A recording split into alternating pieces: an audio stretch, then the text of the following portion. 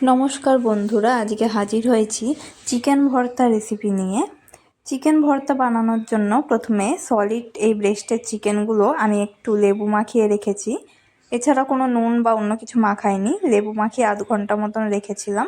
এবার একটা পাত্রে জল নিয়ে তাতে চিকেনগুলো দিয়ে তেজপাতা, দারচিনি আর একটু এলাচ একটা দিয়ে এটাকে আমি ফোটাতে বসিয়ে দিলাম। চিকেনটা একটু সেদ্ধ করে নিতে হবে।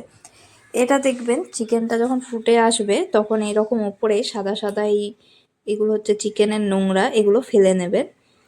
এগুলো ফেলে নিয়ে তারপর চিকেনটা ভালো করে সেদ্ধ করে নিতে হবে। খুব বেশি সময় লাগে না চিকেনটা সেদ্ধ হতে, মাত্র 10 মিনিট মতন ফোটালেই চিকেনটা প্রায় সেদ্ধ হয়ে যাবে।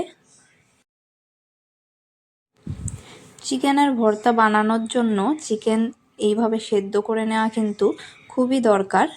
এইভাবে না করলে চিকেন ভর্তা কিন্তু রেসিপিটা বানানো যায় না। চিকেনটা সেদ্ধ হলে আমি এটা গ্যাস থেকে নামিয়ে নেব। এবার কড়াইতে খুব সামান্য তেল দিয়েছি, 1 চামচ কি 2 চামচ মতন। এটা আপনারা তেলের বদলে বাটারও দিতে পারেন। এখানে আমি 2টো মিডিয়াম সাইজের পেঁয়াজ কুচিয়ে এই তেলের মধ্যে দিয়ে দিচ্ছি। পেঁয়াজগুলো খুব মিহি করতে হবে না, কারণ এটা আমরা বেটে নেব, জাস্ট একটু হালকা ভেজে নিয়ে। সাথে আদা আর রসুনও অল্প দিয়ে দিচ্ছি। এইভাবে মশলা বানালে কিন্তু চিকেন ভর্তার মশলার স্বাদটা কিন্তু খুব ভালো হয়। এবার হাফ একটা টমেটো কুচি আমি দিয়ে দিচ্ছি এখানে। অল্প একটু নুন দিয়ে দিলাম যাতে তাড়াতাড়ি এটা সেদ্ধ হয়ে যায় টমেটো পেঁয়াজটা। এবার এটাকে নেড়ে চেড়ে আমি একটা ঢাকনা দিয়ে দেব, তাহলে এটা খুব তাড়াতাড়ি সেদ্ধ হয়ে যাবে। দেখতেই পাচ্ছেন পেঁয়াজ টমেটোটা অনেকটাই নরম হয়ে গেছে। এবার এখানে আমি দিয়ে দিচ্ছি অল্প কাজু, চালমগজ আর বাদাম, মানে যেটা আমরা এমনি বাদাম বলি। এই সব কিছু দিয়ে আর একটুখানি আমি এটা ঢাকা দিয়ে রান্না করে নেব। এবার এই মশলাটা গ্যাসের থেকে নামিয়ে নিয়ে এটা ভালো করে ঠান্ডা করে তারপরে কিন্তু মিক্সারে পেস্ট করতে হবে। গরম অবস্থায় কিন্তু একদমই পেস্ট করতে যাবেন না। এবার আমি 3টে ডিম সেদ্ধ করে নিচ্ছি। আপনারা 2টো কি 3টে, যেরকম আপনাদের ইচ্ছা সেরকম ডিম ইউজ করতে।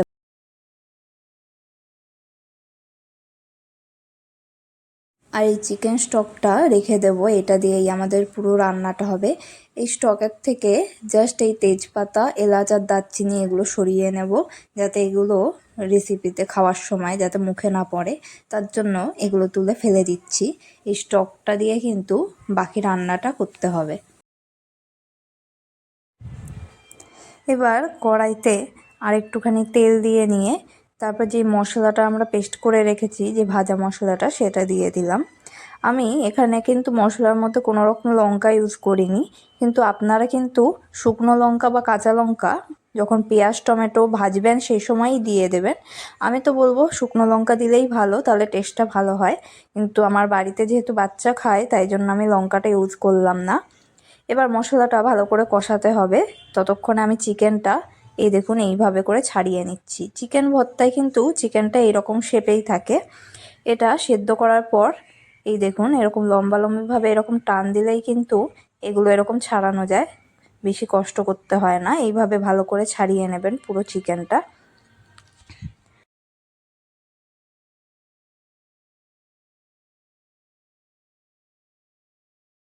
চিকেনটা আমার পুরো ছাড়ানো হয়ে গেছে, সাথে 3টে ডিমও আমি খোসা ছাড়িয়ে নিয়েছি। এদিকে মশলাটা আমার কষানো হচ্ছে ভালো করে। এই মশলাটা কষাতে বেশি সময় লাগে না, যেহেতু পেঁয়াজ রসুন সব কিছুই তো ভাজা, খুব বেশি কাঁচা গন্ধ থাকে না পেঁয়াজ রসুনের। তাও ভালো করে একটু তেল ছাড়া পর্যন্ত ভালো করে কষিয়ে নেবেন। এবার এতে আমি দিয়ে দিচ্ছি গরম মশলা। রেস্টুরেন্টে কিন্তু একটু গোলাপ জল আর আতর ইউজ করে, আপনারা যদি চান তাহলে গোলাপ জল আর আতরটা এই কষাতে কষাতে ইউজ করতে পারেন, কিন্তু গোলাপ জল আর আতরটা সবসময় ভালো লাগে না, তাই জন্য আমি ইউজ করছি না। এবার মশলা কষানো হয়ে গেলে চিকেনের যে ছাড়িয়ে রেখেছিলাম চিকেনটা, সেটা আমি দিয়ে দিচ্ছি। চিকেনটা দেওয়ার পর ভালো করে একটু নেড়ে চেড়ে একটু ভালো করে মশলার সঙ্গে এটা মাখিয়ে নিতে হবে।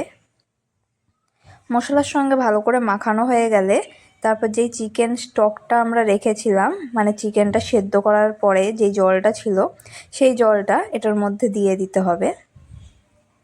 জলটা আমি দিয়ে দিলাম এটার মধ্যে, যতটা আছে পুরোটাই। তাই জন্য চিকেন সেদ্ধ করার সময় আপনারা যতটা পরিমাণ স্টক লাগবে আপনাদের গ্রেভিতে, সেই পরিমাণে জল দেবেন হিসাব করে। তাহলে আলাদা জল আর ইউজ করতে হবে না। আর এই রেসিপিটায় কিন্তু আলাদা জল ইউজ না করলেই কিন্তু টেস্টটা ভালো হয়।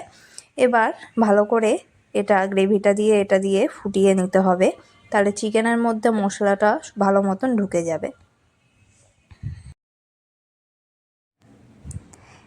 এই চিকেন ভর্তার রেসিপিটা এইভাবে একদিন বানিয়ে দেখবেন, এর স্বাদ কিন্তু রেস্টুরেন্টের স্বাদের মতনই হয়। এবার এতে আমি আরেকটুখানি নুন দিয়ে দিচ্ছি। এই পর্যায়ে চেক করে নেবেন, যদি নুন প্রয়োজন হয় সেই অনুযায়ী দিয়ে দেবেন নুন।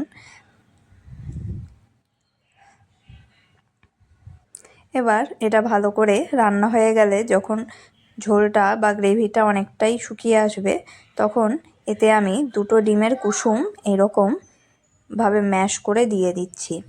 ডিমের কুসুম কিন্তু এরকম ম্যাশ করেই দিতে হয়। আমি একটা ডিম রেখে দিয়েছি গার্নিশিংয়ের জন্য, আর ডিমের 2টো যে সাদা অংশ সেটা আমি কুচিয়ে দিলাম। অনেক সময় অনেক রেস্টুরেন্টে এই ডিমের সাদা অংশটা স্কিপ করে, শুধু ডিমের কুসুমটা দিয়ে দেয় এরকম ম্যাশ করে।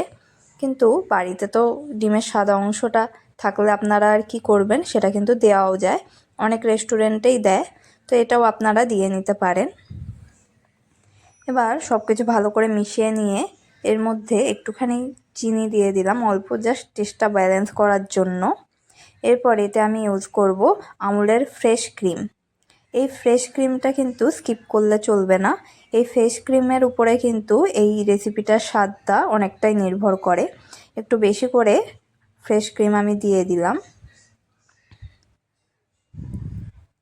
এবার এই ফ্রেশ ক্রিমটা দেওয়ার পরে এটা ভালো করে আবার রান্না করে নিতে হবে।